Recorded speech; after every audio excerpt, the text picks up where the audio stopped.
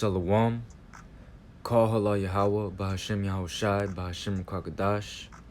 Double honors unto the apostles and the elders of the great millstone. And Shalom also to the Akim pushing this word out in sincerity and in truth.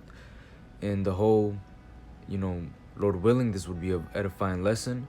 And the whole basis of this lesson was basically I got inspired by a brother who made a lesson last week about a book called The Four Agreements, right?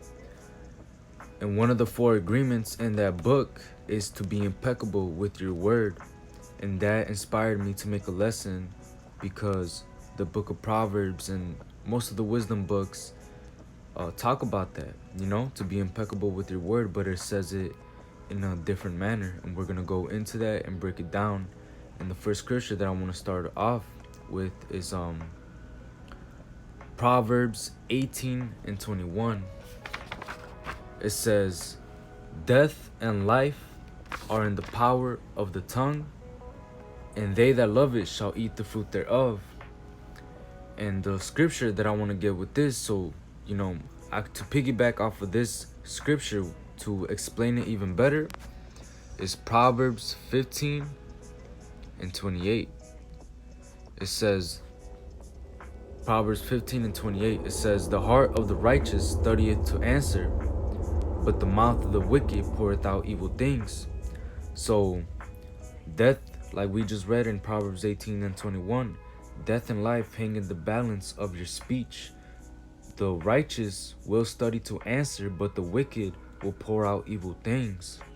If you love life, you're going to speak more life into people, into outwardly, And that's the thing. You got to know that death and life really are in the power of your tongue. And another scripture that I want to get is Colossians 4 and 6. Colossians 4 and 6, it says, "Let your speech be always with grace, seasoned with salt, that ye may know how ye ought to answer every man." And that word for salt right there, let's go look at it. It says that word salt is halas, which when you go down, the last one of the definitions is wisdom and grace exhibited in speech, right? So with this wisdom, we should know how to answer a question that rises because we're seasoned with this salt. And if we don't know, then we'll look for that answer.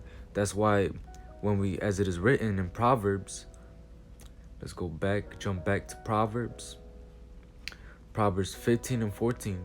It says, "The heart of him that has understanding seeketh knowledge, but the mouth of fools feedeth on foolishness." And going back to that Colossians 4 and 6, if we are seasoned with this salt and somebody asks us a question, we should know how to answer him. And if we don't know how to answer him, as it is written right here, it says that the heart of him that has an understanding seeketh knowledge. So we're gonna study to know that answer. And so next time somebody comes with that same question, we'll be able to answer that question expeditiously with salt, wisdom, all the grace that we need, because we're gonna seek that knowledge until we could understand it and give that understanding and feed that word to somebody else, right? And another thing that I want to really get into also with being impeccable with your word and knowing that the balance of death and life hanging in your speech is going up here to Proverbs 15 and 1. It says, "A soft answer turneth away wrath, but grievous words stir up anger." Right? Because when teaching this word, people will try to come at you sideways, maybe even try to provoke you to fight. But the way to avoid that is by not feeding into their folly. Just say good day and goodbye. It's that simple. You don't gotta feed in their provocations, and all these other things that they're trying to make you do. You know, they're just trying to get you off your peaceable side, right? You know, one of the scripture, one of this is a quote from the world, but a quote that Mark Twain said was, "Never argue with a fool. Onlookers may not be able to tell the difference." So, you know, if you sit there and argue with the fool from far away, people are not gonna know who the fool is. So the best thing that you could do is give a soft answer, say goodbye and good day, and keep it pushing. You know, cause like we just read, you know, just don't argue with these people because you know what? Don't even give them your breath, because like we just read, they're gonna pour out evil things. That's what the wicked do. Um, the heart of the righteous studieth to answer, but the mouth of the wicked poureth out evil things. So while you're trying to give them knowledge and teach them and put them on with everlasting life, these people are gonna be pouring out evil things. So when they come at you sideways like that, just give a soft answer and keep it pushing. And you know what? As a matter of fact, if they come at you sideways and you give a soft answer, they might be even more intrigued to learn more from you. Actually, you know, they actually might stick around and even come back and see, you know what, I was wrong and you were right. I'm willing to listen. You know, our words are very important, and you know, one day we're gonna have to give an account of those words that we have spoken, and that's actually written. You know, so we're gonna get that too. This is Matthew 12 and Matthew 12 and 36. It says, "But I say unto you that every idle word that men shall speak, they shall give account thereof in the day of judgment. For by thy words thou shalt be justified, and by thy words thou shalt be condemned." So in the day of judgment, we will have to give an account of all the words we idly spoke, which goes back to life and death are in the power of the tongue.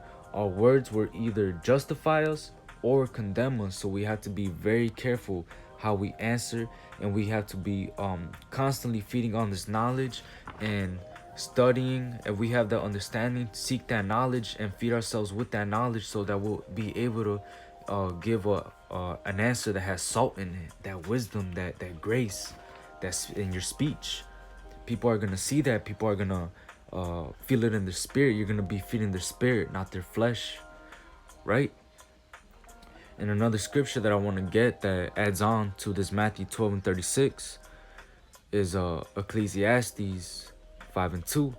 It says, "Be not rash with thy mouth, and let not thine heart be hasty to utter anything before the Most High. For the Most High is in heaven, and thou upon earth. Therefore let thy words be few."